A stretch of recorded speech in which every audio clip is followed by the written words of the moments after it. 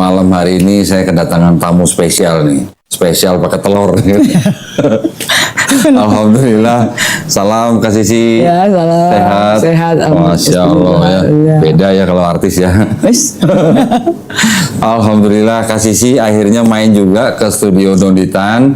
Dan malam hari ini kita sambil menikmati singkong goreng ya. Dan singkong goreng, pisang goreng, tadi juga makan. Pisang goreng. Udah gurami goreng, macam-macam tadi kita udah makan banyak. Saya bingung aja. Katanya artis, tapi makannya singkong goreng.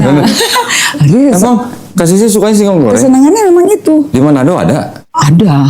Jadi makanan saya memang kampung. Oh gitu. Tapi kalau yang lain belanjaan ya itu. Terus yang. kalau waktu di US makannya apa? Nah, justru itu mesti bawa sambal doang kan, sambal masak sendiri. Iya, jadi kemana-mana masak ke restoran mana bawa sambal.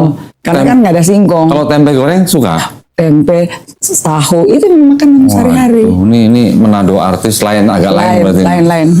Kayaknya cuma fisik aja yang lahir di sana sih. Iya. Jawa apa? Jiwanya Jawa. Jawa kayak gitu. Betul. Gitu ya? Iya betul kan. Kalau Manado tuh makanan yang juga ya, saya suka. dan ternyata tadi Kak Sisi datang sini itu pas buka puasa. Pas buka puasa. Iya. Kenapa puasa Kak Sisi ini? Salah. Bukan puasa bilang gitu. Iya. Nah, cerita aja Kak Sisi ini lagi nimba ilmu kayaknya nih. Ya, nggak, memang kan seperti saya selalu pernah katakan kan, ketika saya mau mendapatkan ayat yang sebagaimana saya tuntut kepada guru saya waktu itu kan, ketika di alam itu mesti ada bukti yang bagaimana mereka mau percaya. Kalau saya nggak buktikan ada ayat di tertulis gitu kan, masa mereka mau baca di hati saya? Ya, gitu. Jadi mesti puasa kalau ini baru saya menemukan itu. Buka gitu. Itu kalau kata orang Jawa, kata tempat saya dulu orang Jawa bilang itu kan kulakan namanya. Apa itu namanya? Kulakan itu kayak orang dagang beli barang untuk dijual. Nah pas beli barang itu namanya kulakan. Oh gitu. Ini berarti Kak Sisi lagi kulakan ilmu berarti. Sama Yesus. pakai puasa. Harus. Kalau enggak nemu. Oh gitu ya. Gitu, lewat puasa Kak Sisi tinggal buka Bible tahu ayatnya langsung. Bukan tahu. Itu baru saya ini di mana, namanya apa, ayat berapa gitu. Baru dikasih keterangan lagi yang panjang itu ketika saya berzikir apa zikir ya? Zikir. Nah itu kayak kuliah selama 9 jam yang melihat saya tuh posisi yang sama 9 jam. Gitu. Ada 12 jam. Zikir guys. Di situ kan saya nggak sekolah. Iya. Waduh. Nggak pergi ke universitas manapun di dunia ini. Jadi saya di sekolah yang di situ lah. Nggak ke universitas teologi, nggak ke universitas mana-mana ya? Iya, mana-mana. Waduh, ternyata lewat puasa langsung tahu ayat ini. Iya, tapi kan cocok dengan Kodoni punya penemuan di justru malam ini mau pembuktian nih. Yes. Bener nggak nih hasil puasanya ini cocok nggak gitu? Harus ada pembuktian dong. Iya. Saya kan juga ada beberapa riset kecil-kecilan untuk beberapa topik biasa, ya kan? Gitu kan, merendahkan diri meninggikan mutu. Ya, waktu kecil-kecilan gitu. Semua gitu kan. Waktu terakhir saya di tempat Kak Sisi kan kita sempat waktu itu membicarakan indikasi nubuat untuk Nabi Muhammad SAW di dalam Bible, ya. Khususnya di Perjanjian Baru, khususnya di Injil Yesus ya, Yohanes, Injil Yohanes ya, bukan Paulus ya, bukan. Kalau Paulus kan bukan Injil Kristus. Ya, saya masih beraninya sebut itu indikasi lah. Ya. Saya kalau Kak Sisi bilang itu pasti itu jelas pasti 100%. Ya, cuman kalau saya kan lebih ke arah kritik teks. Iya. Jadi saya harus melihat dari sisi kritik teksnya, apakah betul ini mengindikasikan ke seseorang yang jauh setelah Yesus atau untuk roh gitu. Untuk roh ya. Nah, kita buktikan di sini ya, karena segala sesuatu kita harus uji. Ya. Nah, disinilah kenapa saya juga ini orang yang paling tepat nih. Gitu kan, yang tadinya saya jadi saya bikin, makanya saya tidak cari siapa-siapa, saya sendiri untuk ngomong di podcast saya kan baru ini. Karena saya hanya ingin memang saya ditugaskan untuk menyampaikan apa yang saya terima di alam itu ketika itu yang saya di Alkitab yang dinamakan Alkitab Bible yang diimani oleh semua Kristen apapun denomnya hingga hari ini ya. Oke. Saya ingat Kak Sisi waktu kemarin kita terakhir di tempat Kak Sisi kan Kak Sisi sempat menyebut Yohanes pasal 1 ayat 19 sampai 21 ya. Betul. Di situ kan ada diceritakan bahwa yang disebut dengan Yohanes Pembaptis didatangi oleh ahli-ahli Taurat ya. Dan ditanya, apakah kamu Elia? Siapakah sebetulnya itu sebetulnya langsung, apakah kamu, kan langsung dia bilang aku bukan Elia, padahal di situ kan tidak ada tanya, itu udah bebel ya. Langsung dia bilang mestinya kan ada tanya apakah kamu Elia ya kan, tapi itu kan tidak ada apakah kamu Elia gitu kan ya. Langsung dijawab kan aku bukan Elia Terus yang kedua, apakah kamu Mesias? Apakah kamu Mesias? Suci itu Yesus kan Yesus, apakah kamu Mesias atau Yesus Kristus? Bukan Terus yang ketiga ini yang perlu diperhatikan, apakah kamu Nabi akan datang? Nah, berarti ada ditunggu sesudah Yesus ada Nabi dong. Berarti kalau kan saya bilang waktu itu kan bahwa memang bangsa Yahudi punya semacam kayak pemahaman bahwa Nabi Elia yang sudah diangkat itu nanti akan menitis kembali. Betul. Kan? Makanya waktu Yesus itu, waktu zaman Yesus dia juga dibilang itu Elia. Ya, Yesus bilang Yohanes Pembaptis Elia, Yohanes Pembaptis nggak ngaku Elia. Iya, nah ada juga Yesus bilang sebetulnya Elia itu sudah ada, cuma kamu tidak kenal. Nah, kan ada begitu. Nah, itulah bikin Musa Yesus makanya karena kalau Yohanes tidak mungkin. Kenapa? Karena Yohanes tidak pernah membangkitkan orang. Kalau Elia membangkitkan sama dengan Yesus. Nah, jadi dari Elia dan Mesias yang sudah jelas-jelas ini kalau Mesias kan sudah jelas Yesus kan juga Mesias. Betul. Kita juga Islam mengakui Yesus sebagai Al-Masih. Tetapi yang menjadi pertanyaan yang paling menarik kan yang Nabi yang akan datang ini. Nah, ini kan nggak pernah dibahas. Dulu yang ayat ini mereka bilang yang bapak-bapak gereja dulu bilang ini nubuatan untuk Nabi untuk Yesus. Ketika Allah berbicara kepada Nabi Musa gitu kan. Nah, tapi mereka lupa ada kata yang sama. Nah, sekarang mari kita buktikan. Apakah sama Yesus dengan Nabi Musa? Kan beda, kelahirannya beda. Terus yang tugasnya juga beda istilahnya kan. Nah, apa yang dimaksud sama di situ? Dan maksud sama itu adalah Nabi ini kawin-mawin membawa satu bangsa hijrah kan ke kepala pemerintahan juga. Kepala pemerintahan juga dia juga seorang nabi jadi memiliki dua fungsi, dua title, dua makom ya. Makom ya kan. Kayak semacam kan ya. Kedudukan gitu, kedudukan bahwa dia seorang pemimpin, seorang negarawan yang mulia gitu yang bijaksana gitu loh, dan juga seorang utusan Allah Nabi begitu kan dan meninggalnya pun wajar dua-duanya seperti kita ini meninggal wajar itu. Nah kan berbeda jauh dengan Kristus kan gitu. Nah itu kan dipaksakan gugur itu sudah kalau kita mau beranjak dari nubuatan-nubuatan ini Nah, sebentar saya potong ya Kak Sisi ya. Sebelum Kak Sisi datang sini, saya sudah dikirimin ayat-ayat sama timnya Kak Sisi. saya dan ternyata ayat-ayat yang saya baca, ini udah nggak kan? Beda inilah ya. Sama dengan apa yang saya teliti ya udah ini. Cuma Ko Dodi belum pernah membahas ini secara detail ya. Pernah saya bahas detail, tapi arahnya dari arah yang berbeda. Cuman saya nggak pakai puasa Kak Sisi. Kalau Kak Sisi kan pakai puasa nih. Pakai puasa bisa nemu ayat-ayat begini coba. Waduh, ini berarti ini. Sementara Ko Dodi belajar ini dengan tahun-tahunan ya. Iya, saya harus sono sini, bongkar itu. Nah, jadi sekarang kalau yang tadi Kak Sisi capeknya kan kalau puasa sehari nggak gitu capek lah ya. Nggak gitu capek. Tapi waktu terima ini dulu gimana? Oh iya, prosesnya 6 hari, 6 malam. Nggak makan, nggak tidur. Nggak makan. Dan sesudah itu. Nah yang Kak Sisi tadi ceritakan tentang persamaan antara Nabi Musa dengan Yesus yang tidak sama, itu diambil dari Ulangan 18:18, ya kan? Tuh sama persis di sini sudah ada tuh. Ulangan 18:15, Ulangan 18:17-19. Nah, di sini ada Kisah Para Rasul pasal 3 21 sampai 25 nih. Ini yang mungkin teman-teman mungkin nggak begitu familiar ketika kita bicara tentang nubuat Nabi itu. Saya minta izin bacain atau tampilin di tampilin ya supaya bisa semua baca gitu. Sebentar ya. Jangan nanti ada fitnah lagi kita ngarang gitu ya. Iya. Kisah Para Rasul pasal 3. Kisah Para Rasul 3 ayat 22. Iya. Kalau yang Kisah Para Rasul. Tapi nanti kita baca satu ini karena di situ Karena di situ dibilang Yesus itu hamba Tuhan, yang ngomong itu adalah Petrus, gitu kan. Mau dari ayat 11-nya atau langsung ke 21? Kalau mau khusus Rasulullah di ayat 21 ke sini. Tapi kalau kita mau, kan nanti bisa diedit kan? Bisa. Ya. Bisa. Ini perlu dibaca semua, saya bilang. Oke, siap ya? Nah, lanjut ya? Nah. Udah, lanjut ya?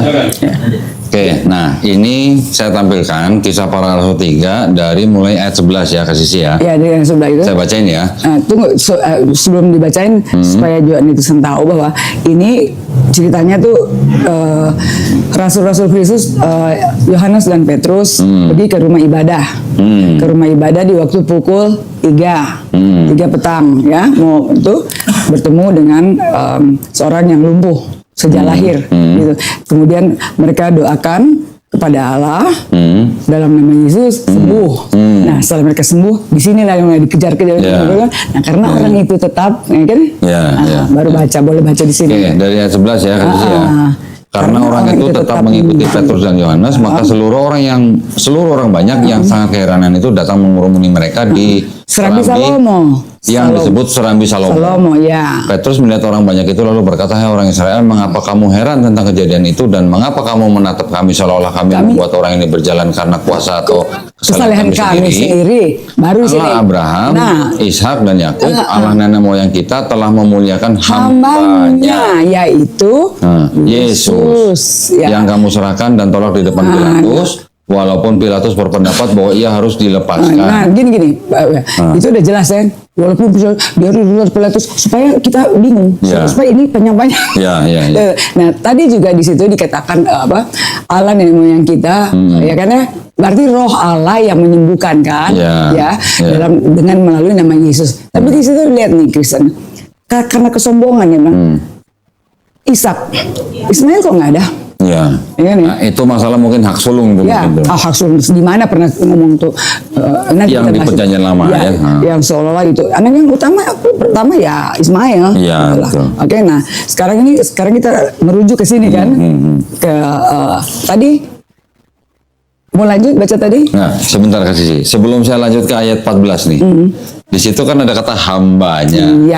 Nah, kenapa dimarahin waktu saya baca ini? Sebenarnya ini kan Petrus yang which is itu murid kesayangan Yesus dari awal sampai akhir.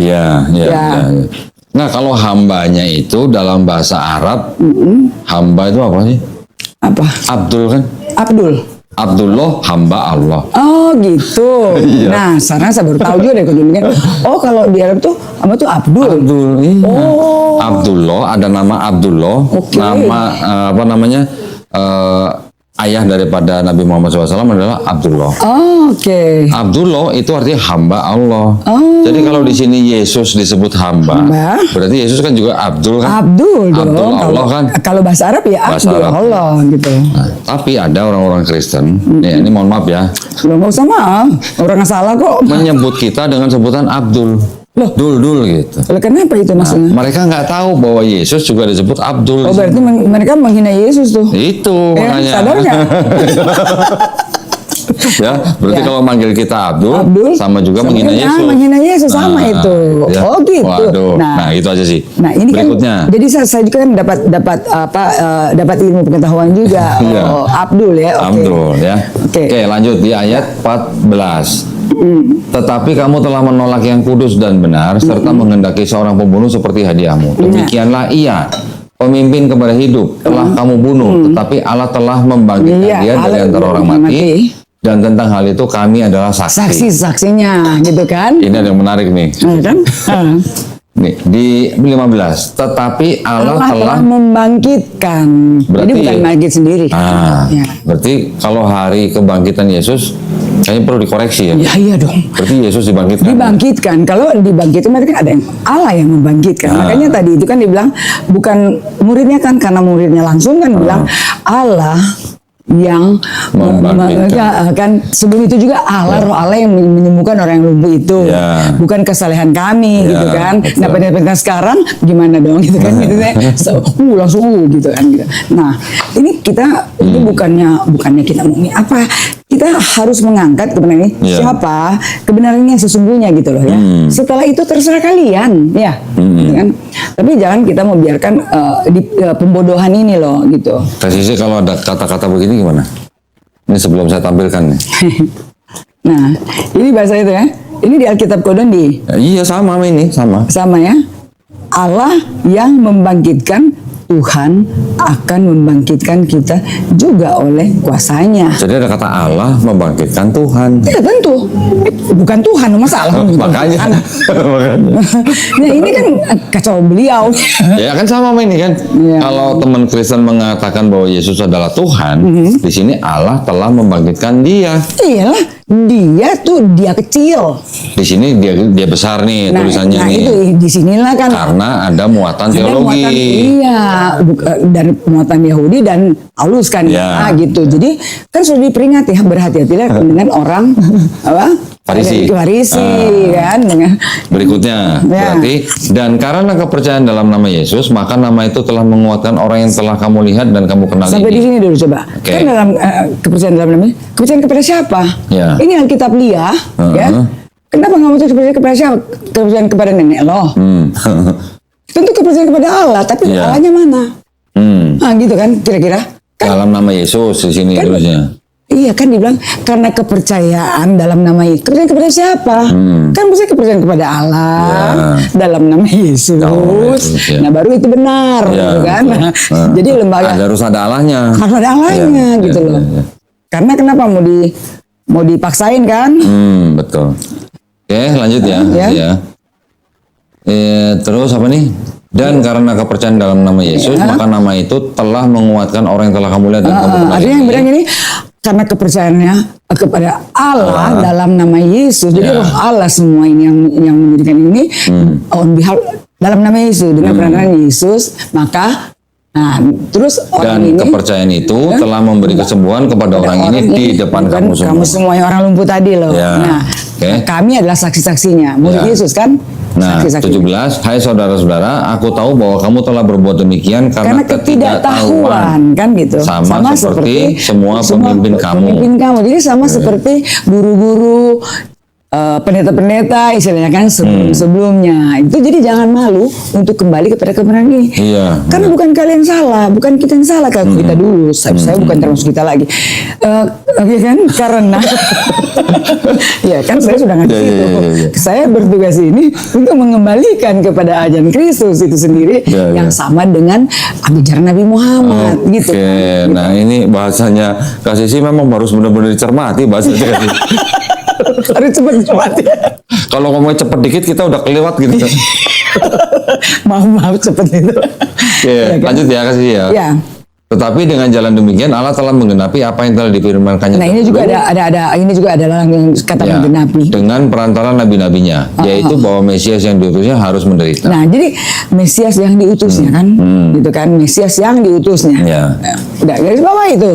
Mesias yang diutusnya. Jadi Mesias itu utusan ya. Utusan kan, namanya juga bukan yang mengutus. Jadi kalau Mesias bukan Tuhan ya. Ya udah pastilah yang Tuhan itu kan jelas nih Allah yang tadi juga dia Allah membangkitkan. Di sini juga dia diutus. Ya. Mesias itu adalah utusan. Kalau ada utusan berarti ada yang mengutus. Siapa yang mengutus ya Allah.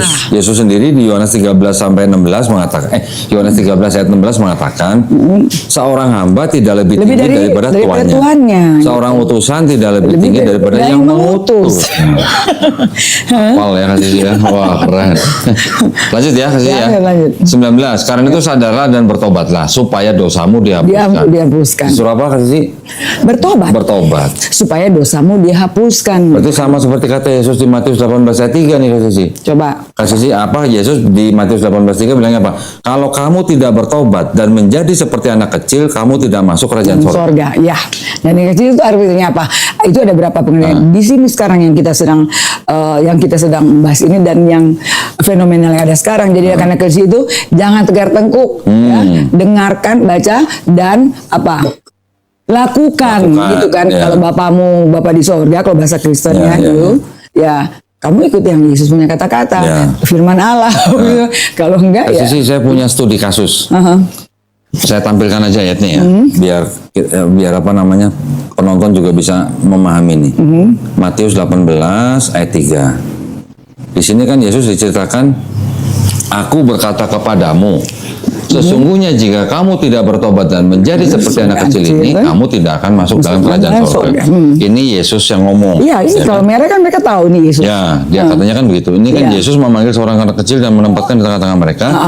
Yang ayat satunya, pada waktu itu datanglah murid-murid kepada Yesus dan bertanya siapa yang terbesar dalam kerajaan surga. Yesus bilang sesungguhnya. Nah, artinya saya punya kasus gini Kak Sisi. Misalnya ada orang yang mendengar Yesus ngomong begini. Terus orang itu bertobat sesuai perkataan Yesus. Terus kemudian orang itu mati. Kira-kira kalau dia bertobat, orang itu masuk surga, masuk neraka kasih. Bertobat? Kalau dia bertobat? Iya. Ya masuk surga lah. Masuk surga. Tapi kan Yesusnya belum disalib. Berarti kalau gitu Yesus perlu disalib nggak buat nembus dosa orang yang mati itu? Itu kan, itu kan balik lagi si Paulusem. Nah iya, maksud saya gitu. Nah, berarti kalau dengan kalimat begini, kalau ada orang bertobat terus dia mati masuk surga, berarti kan Yesusnya nggak perlu mati di atas kayu salib. Iya, iya. Pikirlah kalau orang waras kan mestinya gitu. Iya. Ya, kita ini cuma kasus kecil. Iya. Cuma buat ngajak mikir doang. Iya. Gitu. Kalau kasus ini bukan kasus kecil, memang gak kecil, tapi kan itu yang saya bilang, bagi untuk kesadaran kewarasan itu loh. Nah. Kalau waras itu kan udah pasti ini nggak harus itu. Iya. Gitu. Ketika Yesus belum disalib, ada orang bertobat, dia masuk surga, berarti kan Yesus nggak perlu mati di atas. Bener gak sih? Kita nih kalau ngomong begini, kayaknya orang tuh semua tuh paut semua ya. Paut.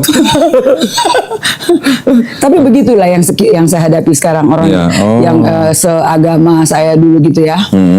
Sampai sekarang sih seagama, cuma tapi udah nggak seiman ya. Gitu. Ya begitu, mereka seperti mesti diterangkan seperti kita sedang menerangkan ke anak PAUD. Jadi masih ada orang-orang yang berobat jalan gitu sama kasih? Banyak. Oh banyak. Waduh.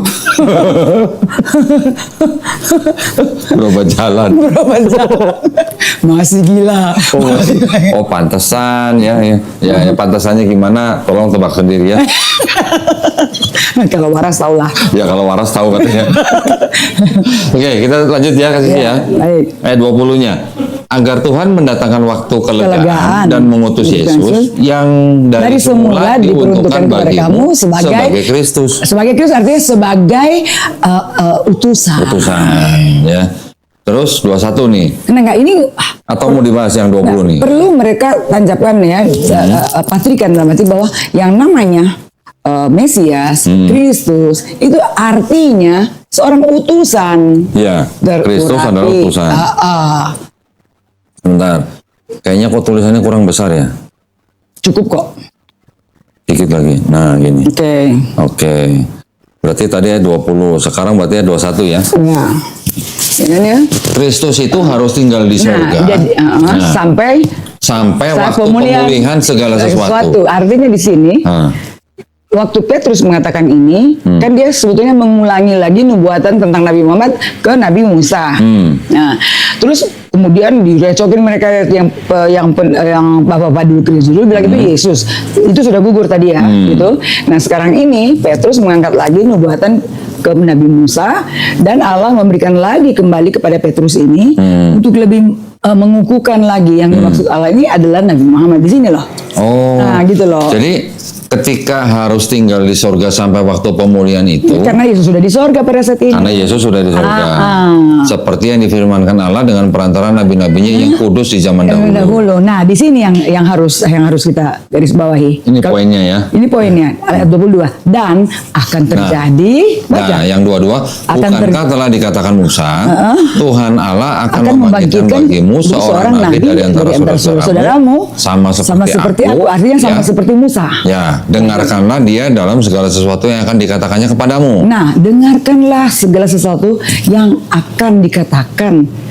Kenapa ada kata akan? Karena Nabi Muhammad itu belum datang. Belum diutus. Ya, belum diutus. Belum sampai di dunia ini loh. Oke, Yesusnya lagi di surga. Iya, Yesus baru naik kan. Ya, apa kayak itu? Mau pokoknya bukan di bumi inilah. Nggak usah jadi kita di langit keberapa kayak nggak ada tahu juga di surganya. Mau di sorga, mau langit keberapa, kita belum pernah jadi panitia juga di sana. Panitia? Belum pernah jadi panitia kan? Iya. Jadi sudah naik aja. Makanya saya selalu bilang sudah naik. Ya. Nanti jadi persoalan. di surga di langit keberapa? Aduh, nggak usah kepo, nggak ada kan ya? Belum pernah ada yang jadi panitia di sana kan? Ya, belum ada. Nah, jadi naik aja ya. Naik. Pokoknya di suatu tempat pokoknya lah. Sudah naik, udah bukan di bumi ini. Makanya sebelum itu dia bilang lebih baik untuk kalian, bukan untuk dia loh. Ada lebih baik buat kamu kalau aku pergi. Oh, ya kan? Itu di Yohanes tuh. Ya. Itu nanti dong kasih sih. Ini dulu nih, dulu nih. Maka itu kita Tapi kasih relate ya. Relate. Kita kasih jembatan dulu biar mudeng gitu. Biar orang mudeng gitu. Biar relate ya. Biar yang pikirannya waras paham ya. Iya gitu. Yang paling bego, yang paling gila juga akan jadi sadar, yang paling bodoh akan jadi buka gitu. Ya. Terus yang 23. Dan akan terjadi bahwa semua orang yang tidak mendengarkan Nabi itu akan dibasmi dari umat kita. Akan terjadi bagi semua orang yang tidak mendengarkan Nabi itu. Nabi siapa? Muhammad, Ahmad gitu ya. Yang kalau dari arti nama itu adalah seorang utusan yang mulia, yang termasyhur, yang itulah imam di dunia. Jadi segala yang akan dikatakan segala loh, ya kan ya. Dan akan terjadi bagi siapapun dia yang tidak mendengarkan Nabi ini, Nabi Muhammad akan dibasmi dari umat kita. Nah, ini nanti akan dipertajam lagi dengan ayat-ayat yang di Yohanes nih. Di Yohanes ya, berarti ya. Gitu ya. Nah, ini the moment of truth berarti. Kita ke Yohanes nih ya. Waduh. Yohanes dari mulai Yohanes 14 ya berarti ya. Ya, sampai Yohanes 20 itu. Ya. Tapi yang di 20 itu yang dari ini acak ini tapi sudah dikirim yang di. Pokoknya ada 3 kali aja. Ya. Yang benar nggak ini kasih sih Yohanes 14:16. Aku akan minta kepada Bapa. Ya, gitu. Kan? Ya, betul itu. Saya bacain ya. Dan Ia akan memberikan kepadamu seorang penolong yang lain. Supaya Ia menyertai kamu selama-lamanya. Pelan-pelan Pak Kondoni. Supaya Dia menyertai kamu untuk selama-lamanya. Lalu terus yang 17 yaitu roh kebenaran. Dunia tidak dapat menerima Dia sebab dunia tidak melihat dia dan tidak mengenal Dia, tapi kamu mengenal dia sebab Ia menyertai kamu dan akan diam di dalam kamu. Aku tidak akan meninggalkan kamu sebagai yatim piatu. Aku datang kembali kepadamu. Sampai di ayat mana kasih sih? Aku tidak akan meninggalkan kamu sebagai aku datang kembali kepadamu gitu ya. Aku datang kembali kepadamu. Nah, aku datang kembali kepadamu. Di sini kan kita mau bahas di sini dulu apa mau terus dulu? Yang 16 dulu kasih sih. 16 dulu ya. 16 ya. Aku tidak akan meninggalkan kamu. Itu 16 ya? Enggak. Yang 16 itu yang seorang penolong yang lain. Nah, itu kan kita memang sedang itu yang jadi inti kan sebenarnya. Ya. Balik gitu ya. Penolong ini siapa? Penolong ini siapa gitu. Nah, penolong ini kita baca penolong dia akan menyertai kamu selama-lamanya. Nah, di sini tulisnya roh kebenaran. Nah, di sinilah orang yang bisa bisa dibelokin gitu ya istilahnya. Tapi nanti sudah ini udah nggak bisa lagi kan. Nah, dari sini dulu. Dari sini teman-teman Kristen kan bilang bahwa yang dimaksud dengan roh kebenaran itu adalah Roh Kudus. Ya, nah di sini mereka masih bisa mau coba-coba mau coba. Nah, di sini meminta Roh Kudus berarti kalau sesuai dengan apa pernyataan mereka. Jadi seolah Roh Kudus belum turun. Ya, seolah-olah. Ya kan? Kalau dari mereka punya pernyataan, Roh Kudus belum turun. Masuk akal nggak itu? Kalau Roh Kudus nggak ada di kita, bangkit semua dong dia. Iya, betul. Kan ada Roh Kudus, itu Roh Allah kan Roh Kudus itu. Cuma karena bisa sama si Paulus itu, itu Roh Kudus itu Allah kok dibahas gitu kan ya. Sementara Roh Kudus ya Allah. Allah itu cuma kan dibilang Allah Kudus jadinya jadi begini untuk apa? Untuk memberikan ruang untuk supaya mereka bisa mau itu kan untuk menjadi celahnya itu gitu. Roh Kudus. Apakah Roh Kudus baru ada setelah Yesus minta pada saat itu? Ketika itu kan ini kan berarti kan ceritanya kan Yesus sudah di sorga. Enggak, yang di Yohanes 14 ini kan belum kan? Belum. Ini kan belum pergi kan? Belum. Sebelum Yesus lahir, Zakaria kepenuhan Roh Kudus. Semua. Sebelum Yesus lahir, Elizabeth kepenuhan semua Roh Kudus. Kepenuhan Roh Kudus. Kalau berbicara kepenuhan aja. Tapi tahu nggak Roh Kudus yang sesungguhnya? Kita semua dari lahir semua sudah punya Roh Kudus. Ya kan gitu. Ketika Yesus dibaptis, Roh Kudus sudah turun. Burung merpati. Iya. Nah, nanti ada ayat yang begini nih, kasih sini. Enggak, pengertian Roh Kudus dulu deh. Pengertian Roh Kudus dulu yang selama ini seolah Roh Kudus tuh baru turun kalau diminta. Waktu Roh Kudus tuh, makanya jangan pakai itu Paulus punya punya kata-kata Paulus itu yang sudah menjadi kayak doktrin gitu. Roh Kudus. Allah itu penciptanya, itulah semua ada Roh Kudus. Ya kan Roh Kudus itu kita sini, kalau nggak ada Roh Allah, apa kita bangkit mati kan? Nah, oke, sampai itu di layering kedua, Allah mengirim Roh Kudus untuk supaya kita bisa melakukan hal yang dilakukan nabi-nabi. Kira-kira begitu. Nah, sementara yang kau udah bilang tadi, sebelum itu semua Kudus kebenaran Roh Kudus. Itu kan. Kalau di Perjanjian Lama kan juga ada kata Roh Kudus kasih sih. Cuman kalau yang di Perjanjian Lama, Roh Kudus yang dimaksud di situ tuh sebenarnya kan roh itu dari kata ruah ya. Ruah itu, nah ini cukup menarik nih. Di apa namanya? Bahasa Ibrani, kata ruah itu artinya tidak hanya roh. Ternyata artinya juga bisa angin, bisa kehadiran, bisa kuasa. Nah, bisa kuasa. Bisa kuasa. Nah, jadi ini semua, ini 4 item ini, ya kan? 4 item ini, kan itu semua bisa dirasa, bisa lihat, tapi kan kita nggak tahu. Ya, itu juga yang menyangkut dengan yang saya lahir kembali itu pekerjaan Roh Kudus. Apakah dia sudah tua, mendapatkah dia masuk kembali ke dalam itu berbicara lahir kembali. Nah, nabi-nabi ini itu ekstravert gitu kan? Tidak melalui lagi, tidak melalui seperti yang saya alami, gitu kan? Yang lahir kembali dengan roh gitu. Jadi kita sudah tugaskan tapi diproses gitu. Kayak komputer tuh di reset gitu kan gitu. Jadi seperti itu. Itu tubuh lama tapi di dalamnya baru. Install baru gitu. Ini kayak orang IT ini. Jadi seperti itu gambaran bagi orang yang lahir dengan roh yang tertulis di Yohanes 3 seperti itu gitu. Tapi para nabi-nabi ini kan tidak begitu prosesnya gitu kan. Pergi dulu yang satu ganti estafet. Padahal dia juga ruhnya. Juga gitu ruhnya. Kan bisa jadi begini ya kasih ya. Yang dimaksud dengan roh kebenaran itu ya memang roh yang berasal dari Allah SWT, dari Allah yang memang sumber kebenaran. Sumber semua.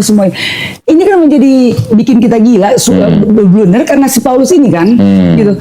Roh kudus, Bapak, aneh, itu kan gitu. Kalau Islam kan simpel ya. Allah yang punya segala sesuatu. Betul. Semua roh ya berasal dari Allah. Gitu.